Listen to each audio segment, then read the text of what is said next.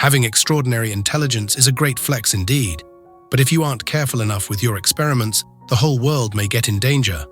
Just like most of the schools out there, Greenwood State School is also holding a science exhibition. The cruel principal keeps rejecting all the presenters and call their projects boring. There's only one student who's actually a genius here, Danny Dawkins. Unfortunately, no one recognizes his talent and he always gets bullied by his classmates. For this year's competition, Danny has invented a nanobot. His dog is suffering from fleas but doesn't like taking a shower. So Danny's nanobot uses liquid nitrogen to freeze the fleas. He shows the whole process through a microscope. It's definitely a brilliant step, but the principal doesn't like the presentation. She's ignoring Danny's efforts because she wants her son to win the competition regardless of the childish volcano he made. Danny's heart breaks and he calls the principal a cheater while talking to himself. Her son hears that accidentally and sends the bullies to teach Danny a lesson.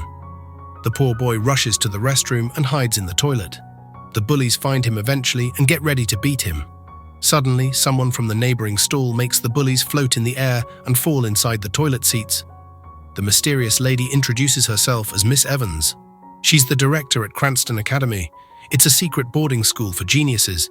She has been monitoring Danny's academic progress for years and believes that he deserves a better place where his talent is valued. She offers him a fully funded scholarship at Cranston Academy. That school will help Danny reach his full potential and let his imagination run wild. How can someone refuse such a great opportunity? It's like a dream come true for Danny.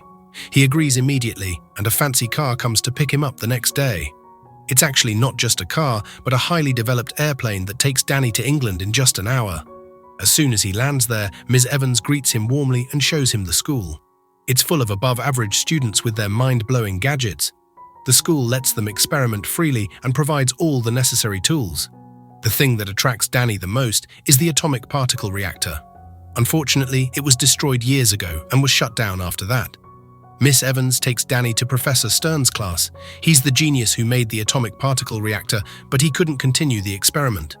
Professor Stern is highly against the idea of giving scholarships to a rural boy like Danny.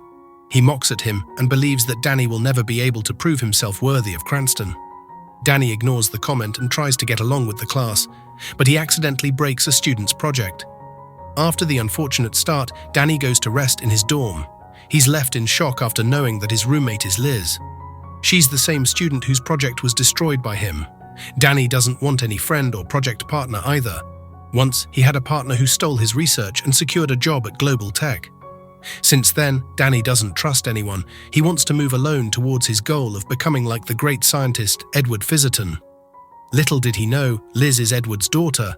However, she's not happy about that, as it comes with so many expectations. The next morning, the kids are woken up by a flying robot and they join the classes. Liz thanks Danny for fixing her project, but it didn't let Danny have enough sleep. Professor Stern announces a surprise quiz and doesn't guide Danny about the system at all. Despite the circumstances, Danny still scores 99% marks, but it's surprisingly the lowest in the elite class. Professor Stern makes fun of him and warns him that if he fails the upcoming science project, then he'll be expelled out of the school.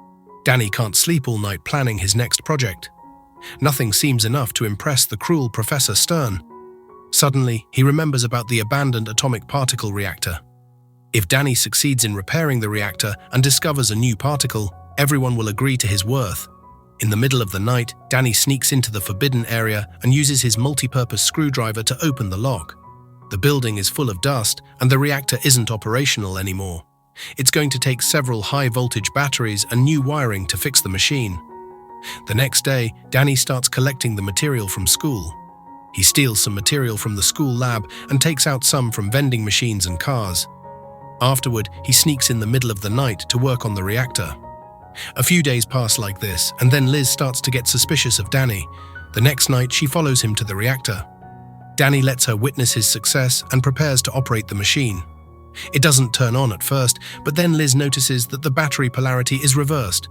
As soon as she fixes it, the radiator portal starts to glow. It opens a tunnel to another dimension. Danny wants to explore it, but Liz warns him of the risk. She ties a wire around so he can pull if he encounters any danger. Danny steps into the portal and finds a colorful forest on the other side. It's full of wild plants that Danny has never seen before. Liz wasn't letting him walk forward, so he untied the wire. As soon as he does that, a creepy monster attacks Danny. He runs back to the portal, but a huge walking eyeball blocks his way. Danny throws some mud towards the eyeball and rushes out of the portal. Someone flies after him and leaves the building. Liz pulls out the power plug to turn off the portal and runs after the escaped monster. He looks like a fusion of a human and a moth. An old guy with an extra pair of hands, antennas, and wings. Danny attracts him with a torch and tries to talk to him. The monster introduces himself as Mothman and requests not to send him back to the other dimension. Liz wants to know more about him, but he refuses to talk without having some Mexican food. Liz takes him to the nearest Mexican restaurant and buys some food.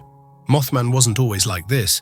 He was a normal human being named Juan, working as a lab engineer in Cranston Academy.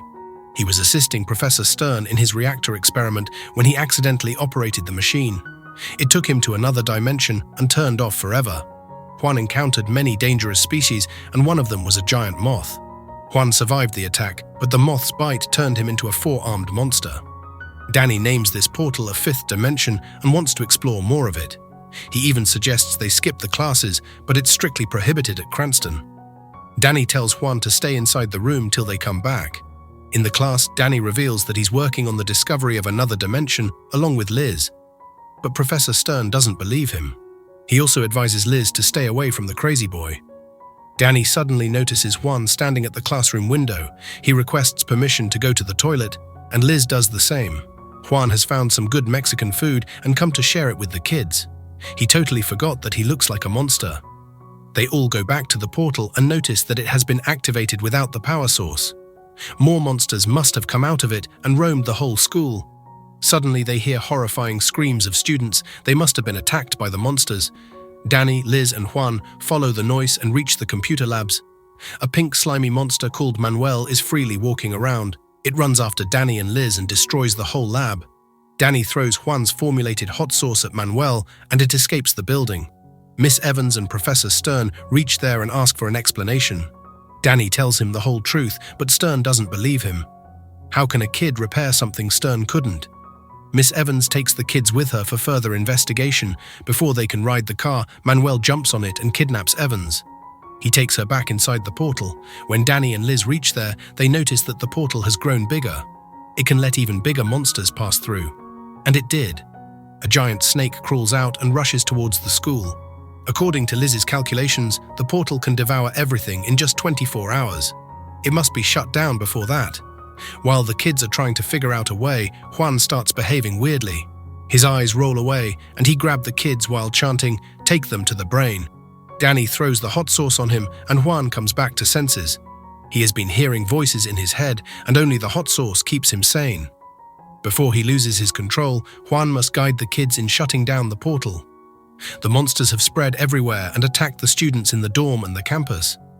Meanwhile, Danny and Liz gets ready to enter the portal. They grab all the necessary tools and wear special aluminum bracelets to keep away the monsters.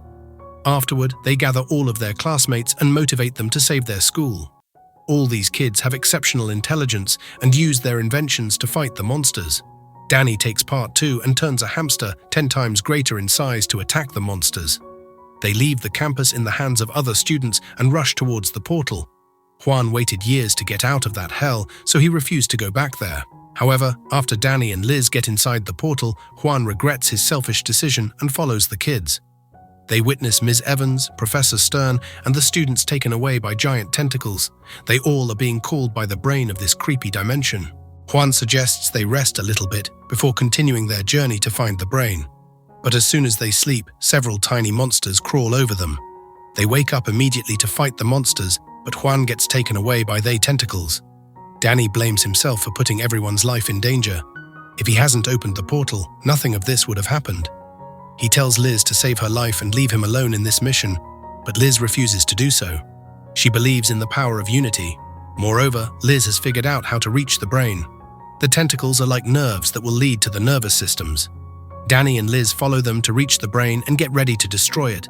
Before they can do that, the ground cracks open and the tentacles arise with the campus staff and students. Danny and Liz can't hurt the humans, so they just distract the tentacles and tie them together. The brain gets frustrated and gets up from the ground. It puts down everyone else and rushes after Danny and Liz.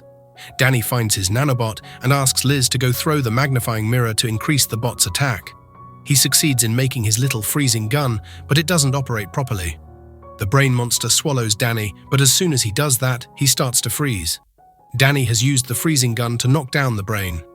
Everyone is back to senses, but they must leave this world before the portal closes. Miss Evans calls her robots and high-tech cars to carry everyone safely. But Juan is left behind. He has found the moth who infected him and wants to take his revenge. After succeeding in his long-awaited goal, Juan also makes it out of the portal. The fifth dimension is closed, but Danny and Liz win Cranston's Genius of the Year award for their discovery and effort in saving the world. Danny has made his parents proud and gets to meet his idol too. He spends all of his prize money in rebuilding the atomic particle reactor. It belongs to him now, and the adventure will never end. World history taught us that geniuses are lone warriors. But now we know that the genius is the result of the collaboration of a whole group of creative minds.